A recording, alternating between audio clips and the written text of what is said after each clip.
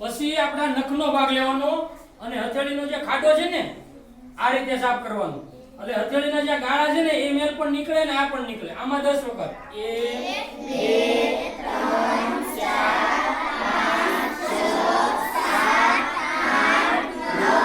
10 એ જ રીતે બીજા હાથમાં 1 2 3 4 5 6 7 8 9 બીજા હાથે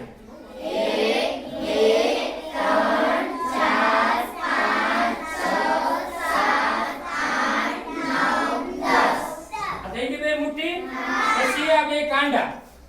1 2 3 4 5 6 7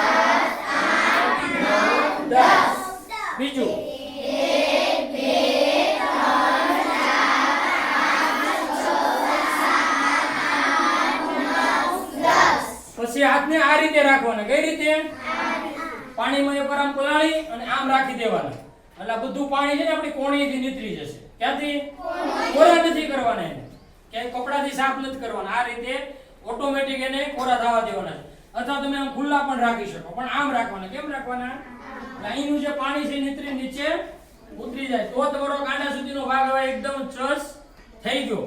જો તમે આ પદ્ધતિથી તમે દરરોજ હાથ ધોતા હોય તો 99.99%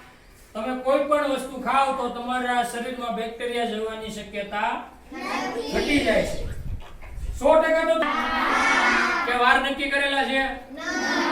ઘણાને એવું હોય કે આપણે ગુરુવાર ને રવિવાર બે દી રેડી એવું નથી ને નિયમિત સ્નાન કરવાનું છે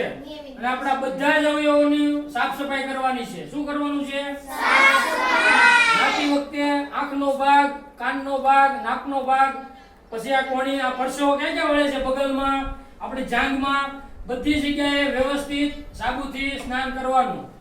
તો તમારે જે આપણે માનો કે અત્યારે જો આ લાઈટ નથી તો બધા પરસેવાથી પડી ગયા ને બેક્ટેરિયા હોય ને એ શરીરમાં જો આપણી ચામડી પર જે બેક્ટેરિયા છે ને એ આપણા મોંમાં જવાના જ છે જવાના ને એટલે પર્સનલ હાઇજીન ખાસ અગત્યનું છે અને સરકારનો ધ્યેય આ છે કે દરેક બાળકને આના વિશે બધી જ જાણકારી હોવી જોઈએ તો દરેક ભવિષ્યનું બાળક કેવું બનશે મજબૂત બનશે તો ઓલિમ્પિકમાં એક તો ગોલ્ડ આપણે લાવી શકશું બાકી નહીં ખબર છે કોઈને ઓલિમ્પિકમાં ગોલ્ડ માટે કેટલી મહેનત કરવી પડે કોઈને ખબર છે આરકેએસકે રાષ્ટ્રીય કિશોરી સ્વાસ્થ્ય કાર્યક્રમ આર એટલે રાષ્ટ્રીય કે એટલે કિશોર એચ એટલે સ્વાસ્થ્ય કે એટલે કાર્યક્રમ રેડી અને આને અંતર્ગત અત્યારે તમને ભેગા કર્યા છે અને એના માટે તમને પર્સનલાઇઝ આ બધું સમજાવ્યું છે. આ ખોલે આમ. સિંગ અને દાળિયા સૌથી વધારે આપણા શરીરને પ્રોટીનનું કામ શું છે કોણ કહે છે? ચલો. નવા કોષો એટલે કેવા કોષો કે આપણે ગમે એટલું કાર્ય કરીએ એનાથી આપણે કેવા અત્યારે પરસેવામાં આપણી બધી ચરબી બધું જે ઓગળતું હોય એને અમે પ્રોટીન છે ને એ સામે નવા કોષો ઉત્પન્ન કરે અને શરીરના બંધારણને એટલે આપણે સર તમારે કદાચ રિપોર્ટિંગ કરવાનું આવશે. હો સર આનું કદાચ આવશે. એટલે આ ભોજનમાં જે આવે છે એ સરસ ચોખ્ખું જમી લેવાનું. વધારે જરૂર પડે તો ઘરે રિસેસમાં જ